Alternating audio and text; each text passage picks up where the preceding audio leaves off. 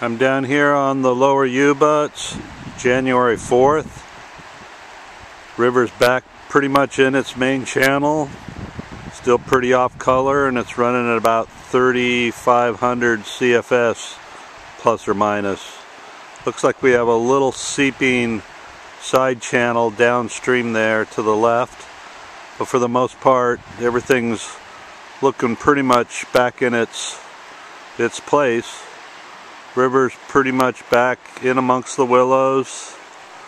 If we look upstream there, that was cutting the corner a week or so ago, and it's pretty much back where it normally is too.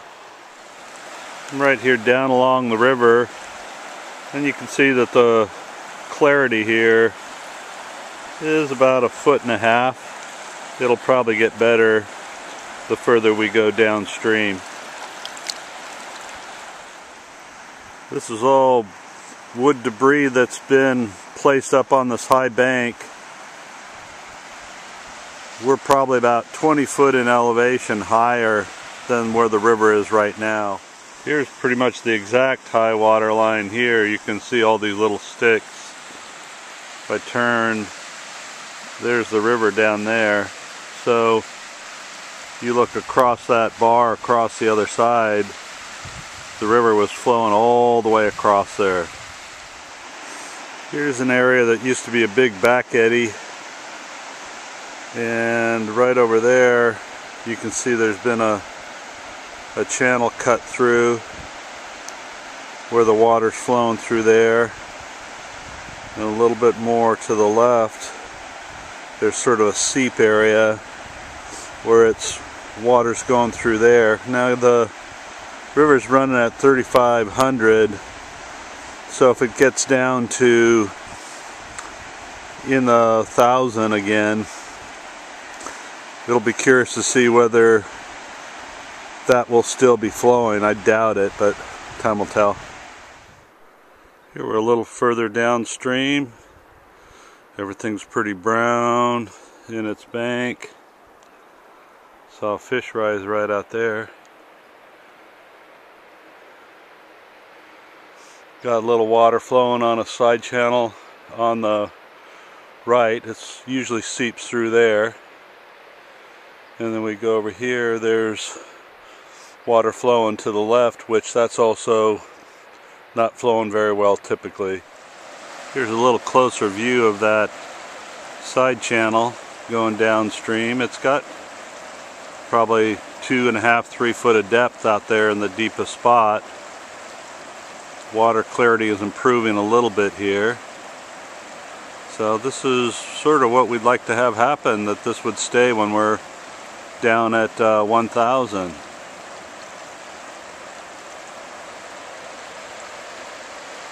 UC Davis across there. Here's that side channel looking from up top.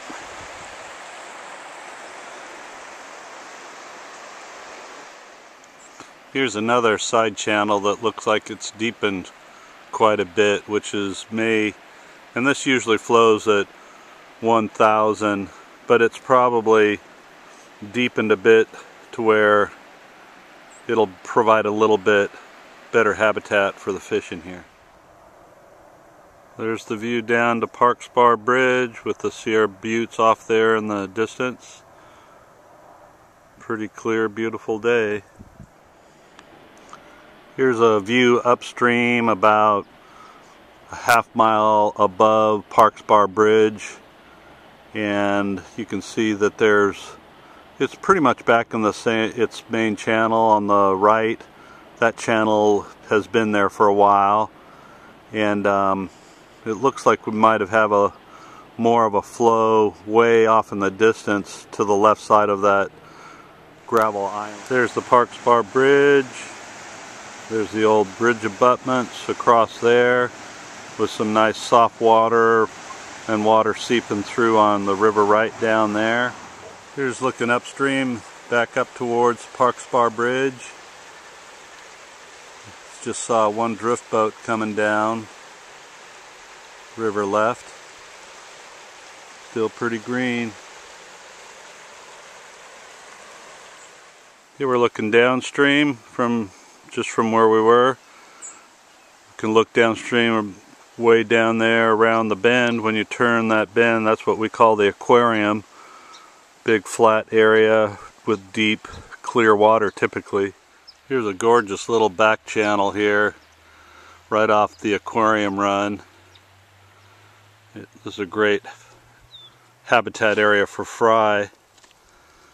And if we go over there, you can see where the water is actually seeping through the gravel bar into here from upstream.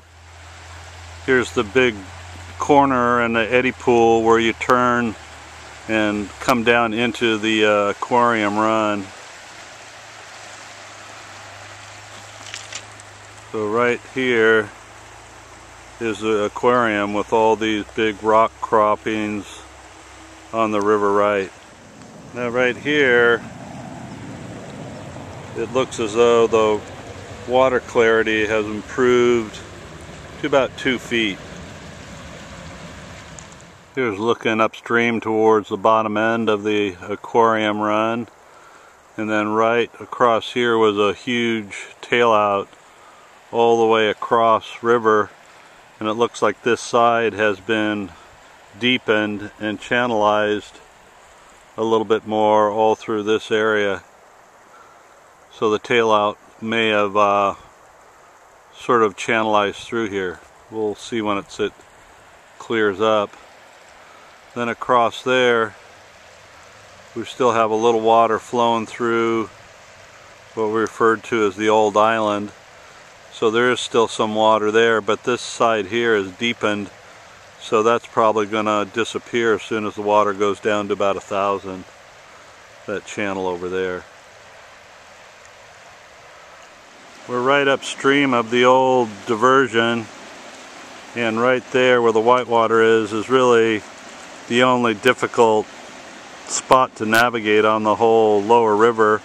There's some big rock formations there, but after these flows it always seems to push around a little bit. So once the water lowers, we'll see whether it's any easier or harder to get through there.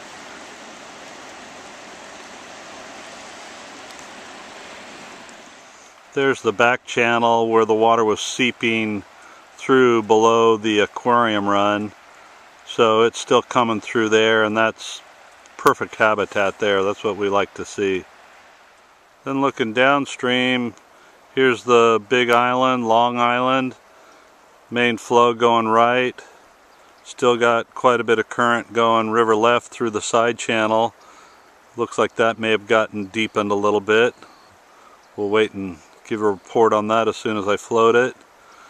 And then as far as you can see down there river right, you've got all the tailing piles down there, and pretty much as far as you can see down there around that corner is where Hammond Grove is, to give you a relationship on the river. Alright, beautiful day. Here's that side channel on the Long Island.